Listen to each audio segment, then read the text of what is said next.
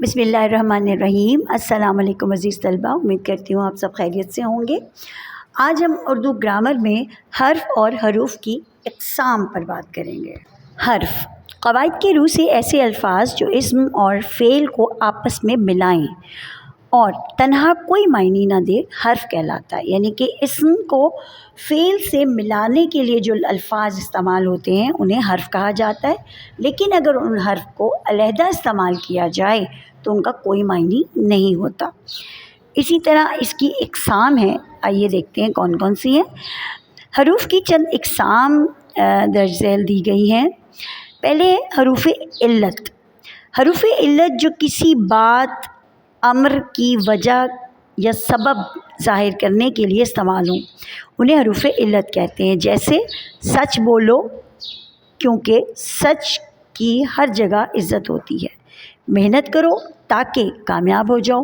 ان جملوں میں کیونکہ اور تاکہ حرف علت ہے۔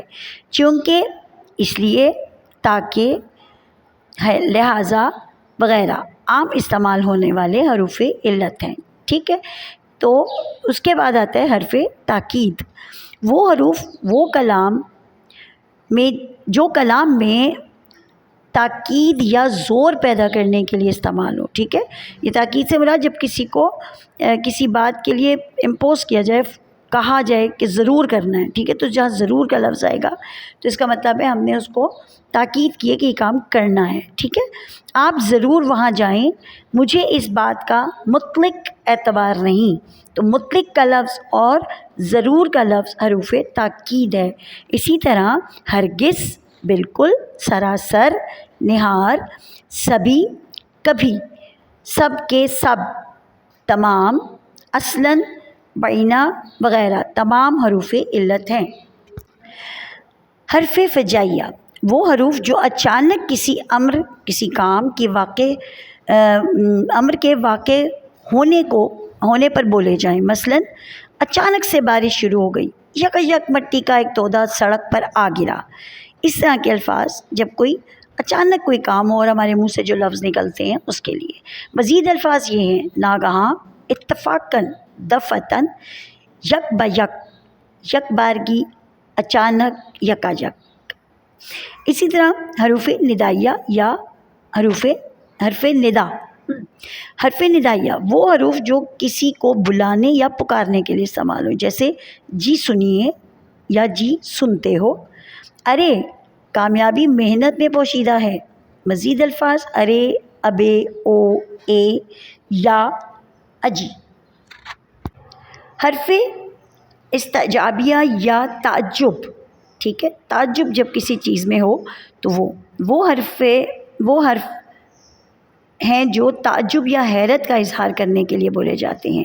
جیسے سبحان اللہ، کیا شاندار نظارہ ہے۔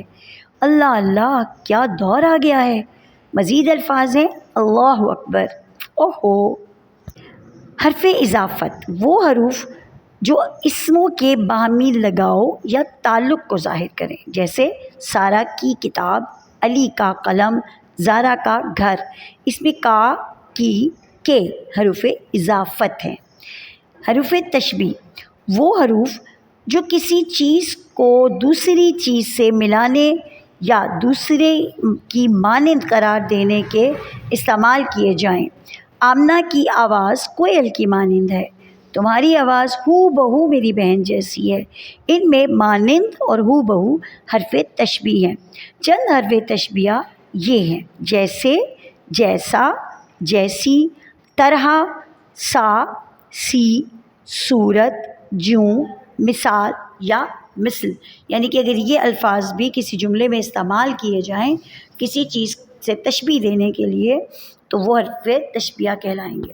انبساط حروف انبساط ان حروف کو کہتے ہیں جو کسی خوشی یا مسرت کے موقع پر بولے جائیں۔ آہا، نیا کپڑا آیا، واہ، کیا خوب تحفہ ملا۔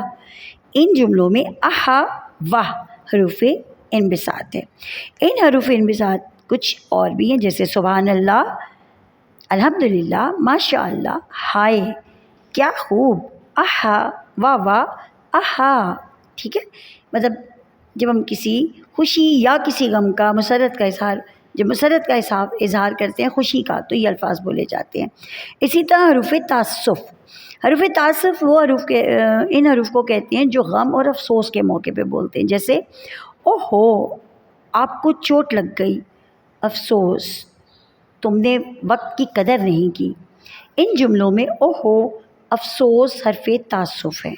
چند حروف تعسف یہ ہیں: حیف، صد حیف، صد افسوس، ہائے ہائے ہائے، آہ، حسرت، اف، وحسرتاً و مصیبتاً وغیرہ۔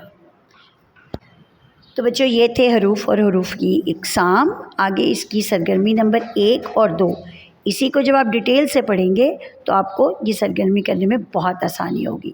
اس کو آپ جو ہے وہ آپ خود سے حل کیجئے گا۔ اپنا بہت سا خیال رکھیے گا۔ اللہ حافظ۔